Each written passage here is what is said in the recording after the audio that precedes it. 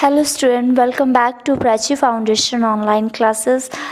Student, मैं आज आपके बीच में एक नई पोएम के साथ हूँ और हमारी जो पोएम शुरू हो रही है वो है not marble not the gilded monuments, और इसके जो पोइट है वो है मिस्टर विलियम शेक्सपियर।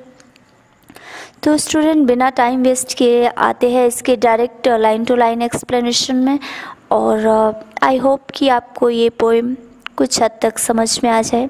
ठीक है, तो not marble not the gilded monuments of princes shall outlive this powerful rhyme, but you shall shine more bright in these contents than unswept stone besmeared with sluttish time। ठीक है, तो इन कविताओं में कवि कहता है कि वह अपनी पोएम के माध्यम से अपने फ्रेंड को या अपने मित्र को अमर बना देगा। उसे इस बात का भी विश्वास है कि उसकी ये जो कविताएं हैं संसार की दूसरी सबसे सुंदर चीज़ों को, कि जब पूरी तरह से वो चीज़ें नष्ट हो जाएगी उसके बाद भी उसकी कविताएं जीवित रहेगी।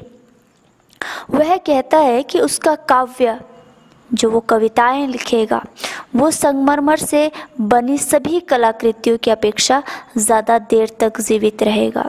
यह राजकुमारों के स्वर्ण पत्रों वाले स्मारकों से भी ज़्यादा देर तक जीवित रहेगा। कवि अपने काव्य को एक सशक्त काव्य कहता है जो कभी अंत ना होने वाला काव्य है, और इस काव्य में वो किसी और के बारे में नहीं, अपने मित्र के बारे में लिखेगा। इस प्रकार उसका मित्र उतनी देर तक जीवित रहेगा जितने उस कवि की कविताएं रहेगी। ये जो फुहर समय या ये जो समय जो चलता जा रहा है संसार की सभी चीज़ों को नष्ट कर देता है। यह कला की सुंदर रचनाओं और यहाँ तक कि संगमरमर से बनी हुई कीमती स्मारकों को भी ये नष्ट कर देता है, किंतु कवि कहता है कि उसके मित्र की सुंदरता सदा के लिए जीवित रहेगी, और वो किसी भी संगमरमर के या फिर स्वर्ण मतलब सोने के पत्रों वाले स्मारकों की अपेक्षा ज़्यादा प्रकाश लिए हुए चमकेगा। और जब उसका वर्णन कवि के द्वारा अपनी कविताओं में किया जाएगा, कौन ज़्यादा लिए प्रकाश लिए चमकेगा? उसका मित्र। ठीक है, किसकी कविताओं में? कवि की कविताओं में। तो when wasteful wars shall statues overturn and broils root out the work of masonry, nor Mars his sword, nor war's quick fire shall burn the living record of your memory। ठीक है, तो यहाँ कवि कहता है कि वह अपनी मित्र के बारे में अपनी कविताओं में लिखेगा, और ये कविताएं और उनके माध्यम से उसके मित्र की याद संसार की अन्य सभी चीज़ों की अपेक्षा ज़्यादा देर तक जीवित रहेंगे।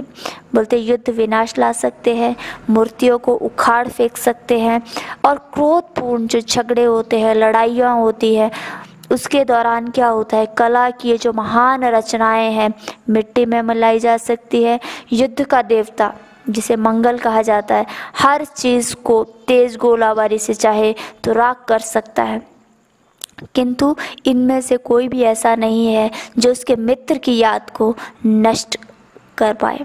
मतलब कि उसके मित्र की याद को ये सारी चीज़ें नष्ट नहीं कर पाएगी। और जब उसकी कविताएं, किसकी कविताएं? जब उसकी कविताओं में उसके बारे में लिखा जाएगा, जब कवि की कविताओं में उसके मित्र के बारे में लिखा जाएगा, तो वो उसके मित्र को अमर बना दिया जाएगा।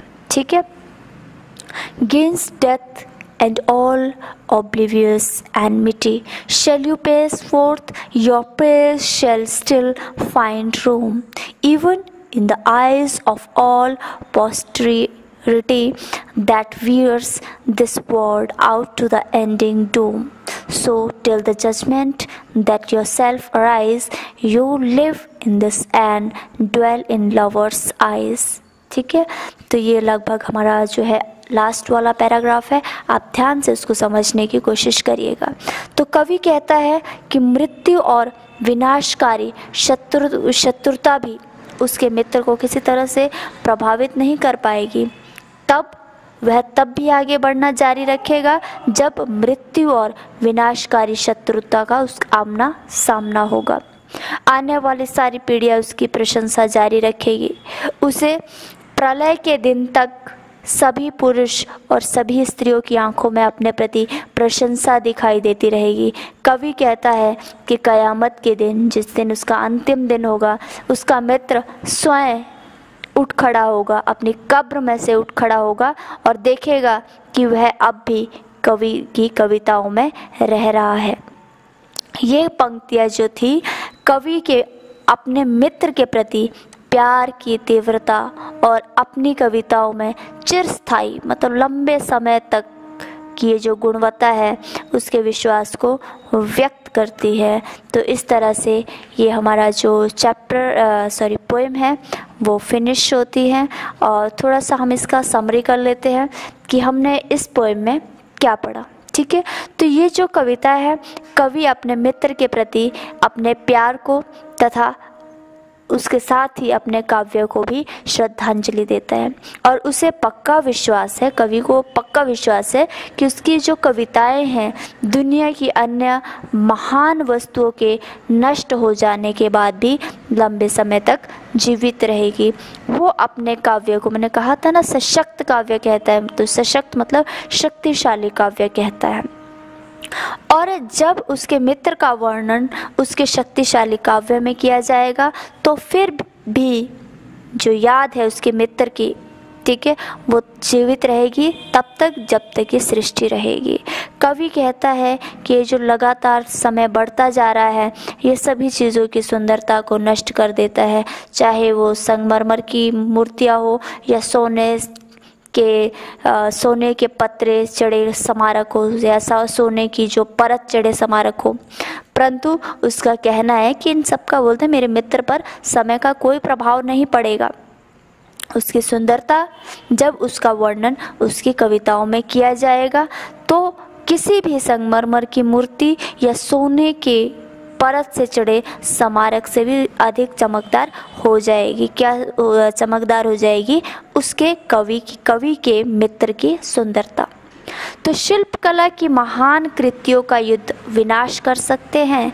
युद्ध का जो देवता है, बोलते हैं, जो मंगल है, भारी गोलाबारी से हर चीज़ को राख कर सकता है। ना तो बोलते युद्ध और ना ही मंगल देव उसकी मित्र की यादों को मिटा सकते हैं। कवि कह रहा है कि वह अपनी अमर कविताओं के द्वारा अपने मित्र को अमर बना देगा और अंतिम जिस दिन कयामत का दिन होगा उस दिन उसका मित्र अपनी कब्र में से खड़ा होगा और स्वयं देख लेगा कि वह अभी भी कवि की कविताओं में जीवित है।